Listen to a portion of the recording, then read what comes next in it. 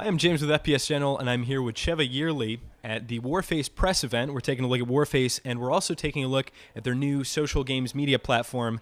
And I don't mean like Farmville, Gface. Can you tell us a little bit about Gface?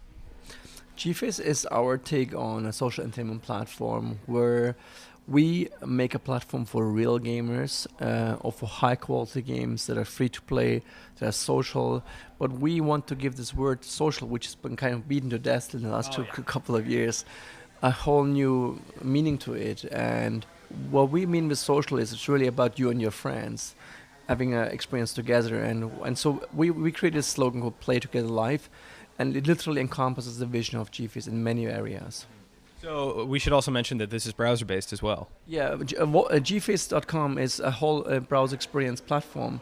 So we blurred the line kind of between browser gaming and between client gaming and high-quality gaming generally. So we really don't differentiate anymore. Is this going to be a downloadable client? Is this going to be a game that you buy or whatnot? From a quality, it's like the games that you buy. From accessibility, it's as easy as a browser game. But what happens is we call it the kind of like we joke about it, saying this is an automagical preparation mechanic. So Gface automatically prepares and downloads the game that you choose to play and your friends, and prepares it for you in a way that you don't have to set up like which directory to set it up. You don't have to set up like kind of drivers and things like that. We just do it in the background for you. Now let me ask, is Gface a platform specifically for Crytek, or are there potentially going to be third-party free-to-play games on there at some point? Yeah. So with Warface, we're launching and proving out the platform.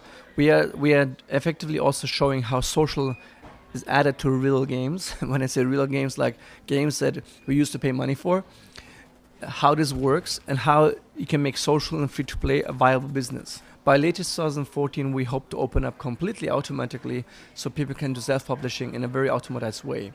So definitely, Gface is designed for long-term play. It's designed around high-quality games that are social. You know, it's designed around like as a platform where friends meet and play arbitrary games.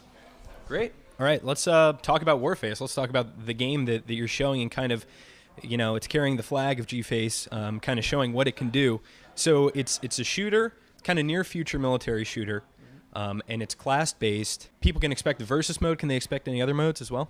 Yeah, so versus is quite standard, right? I mean, you have the competitive modes such as Team Deathmatch, Plant the Bomb, Storm, and others. And of course, this is not the end of it. I mean, this is an online service. That means we will do as many as we can, and also what the community wants, right? At the end of the day, this is the nice thing about the service, listening to the community, giving what the community wants.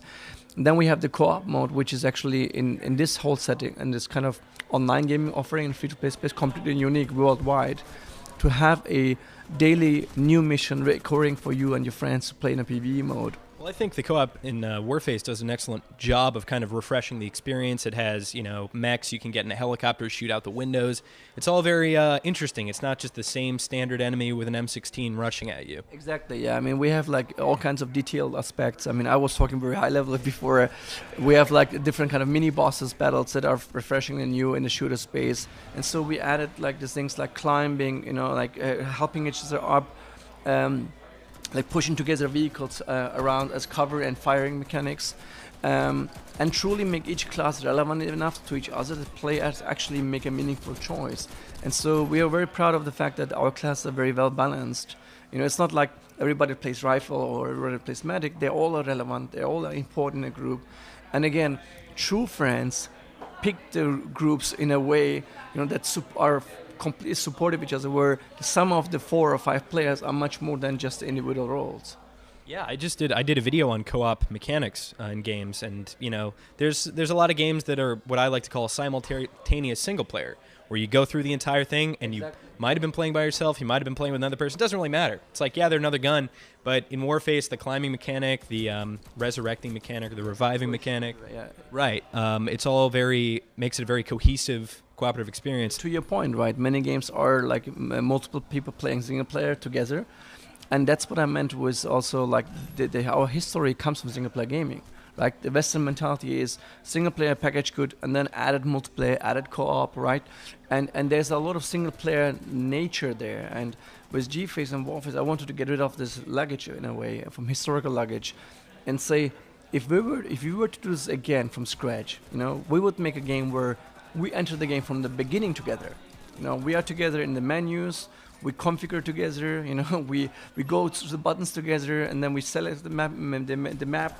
Of course, there's one host, right? He does it for us, the best guy in a way. He just guides the group through it, but everybody is together from day one, or from the first screen onwards. And that was for me a very exciting thing, because once people felt that difference, they understood what I meant with real-time social mechanics. Like this word real-time social, or it sounds very technical, but once you experience it being together in a game like that, you don't want to go back to menus where you're alone by yourself and you only see your friend at the moment the shooting starts. Right.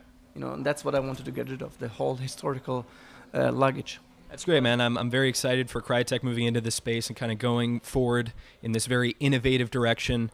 And Cevat, thank you very much.